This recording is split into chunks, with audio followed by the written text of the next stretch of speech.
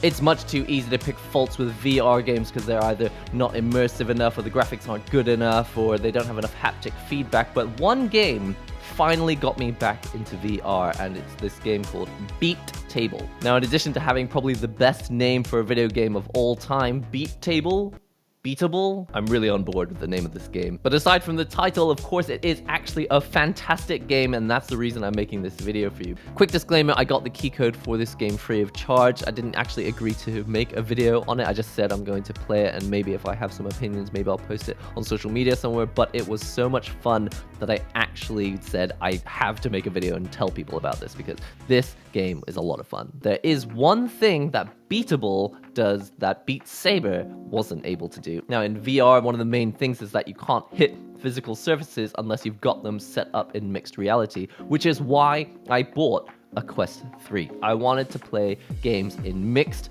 reality. So when I saw Beatable, or Beatable, being able to play a music game with that high degree of accuracy that you get from an arcade game, but also solving the issue of VR games not having haptic feedback from an actual object. What really drew me to wanting to actually go out and test this game, Beatable, is the idea that I could be in VR, but I could still feel physical surfaces. Let's say you're in a game like VR Chat and you actually meet someone that you want to high five. You go to high five them, but you'll never actually hit their hand. You might be able to get your, like, I don't know, some gloves to kind of vibrate, but it won't be the same as actually hitting a person's hand. Beatable uses actual physical surfaces. So when you put the headset on, you can like click your fingers and it will switch from in VR mode, completely immersed, to mixed reality mode. It asks you to set up a table, and then it will ask you to put your hands on that table so that it can calibrate exactly where to put the 4 touchpads for the game. And my first impressions were, so that is actually crazy.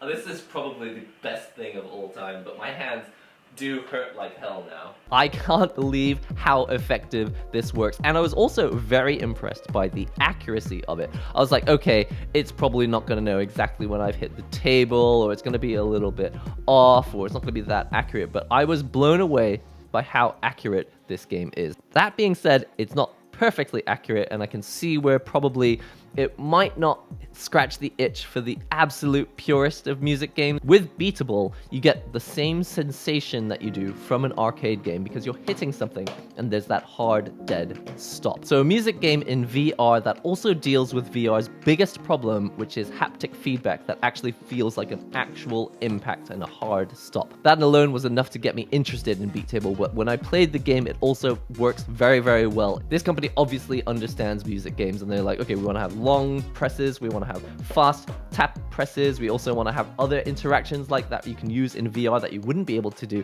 in an arcade game unless it had a camera. Things like being able to clap your fingers or snap your fingers or clap your hands together. I don't know if they're the perfect interactions that will be in this game forever, but it does, because it does feel a bit like you're like tapping and then you're also trying to like snap it. It's like going from tap to snap is not a very fluid motion, but again, maybe it's just I need more practice. The gameplay itself is super enjoyable, but also it has good music. Now, I haven't tried out every track in the game. I tried the main track, which I think is just called Beatable, and then there's an anime track. My only criticism is that I'd quite like to have more of that. I think I went through the song list and I was like, okay, there's some really cool tracks in here. They sound pretty good. But the anime track, I was like, I want to have lots more anime tracks. I don't know why. Maybe I'm just really into J-pop at the moment. So the interactions are fun and the music sounds good, but how is the actual mixed reality? Well, there's 2 ways that it uses mixed reality. The first one is it just shows you the visuals of your actual room, which is already kind of fun. It's not always better than just straight ahead VR, but when you're able to have the surface that you're hitting actually appear in front of you, I feel like mixed reality is quite an important aspect of this particular game. And also because it has the notes kind of flying from the background towards you, the way that you would see in a normal video game, but now it's actually actually like, it looks like it's coming from just over the horizon. If you're playing in front of a window, it looks like it's coming from your neighbor's house, flying towards you, or from outer space above your neighbor's house. It's a very cool sensation, and the mixed reality is really, really great. The only issue is that most people probably don't have a table facing a big open expanse. I have a feeling most people have their tables facing a wall, and they'll discover that when they play this game. They'll be like, okay, time to set up in mixed reality. Oh, it looks like the music notes are coming through my wall, and that's like killing the immersion a little bit. But the other aspect of mixed reality, which is fantastic about this, of course, is also the actual sensation of hitting something. The quality of the surface that you've got in front of you and how smooth it is, that is also going to be important, because in this game, you will be sliding your hand back and forth. One of the biggest issues is the fact that you feel like you're giving yourself arthritis. Now, I'm sure that there will be ways to counteract this. People will probably come up with nice soft surfaces to avoid having like more impact than usual on your fingers. When I was recording this video, I used a sort of mouse mat, a sort of gamer mat that you can just put on your table to put underneath your keyboard and stuff.